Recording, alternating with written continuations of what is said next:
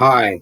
The protests and demonstrations against migrant hotels began on Friday, making an early start to the weekend, spreading into Scotland next day. Some, but not all, of these were rather small, organised by the local community rather than the ultra-right, although their slogans certainly predominate now. With many, there was no organised opposition due to the spread of these events. Other protests and counter-protests settled into the pattern of the two factions on different sides of the road, divided by the police, chanting and shouting slogans at each other.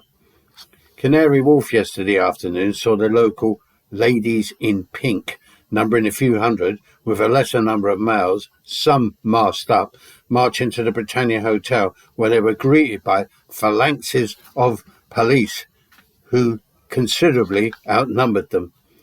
They were finally kettled, with 6 arrests and large numbers of police involved, with each nicking.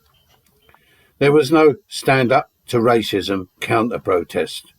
Later, early evening, saw yet another protest and demonstration outside the Bell Hotel, Epping, with again women and girls dressed in pink.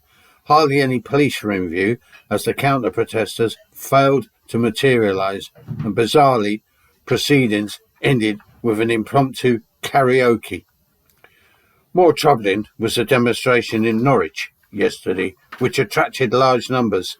The state of play, if that is how it can be described, seems to be tilting towards the anti-migrant protests, with many more planned for next week. Maybe, eventually, these may die down if the hotels are finally cleared of migrants.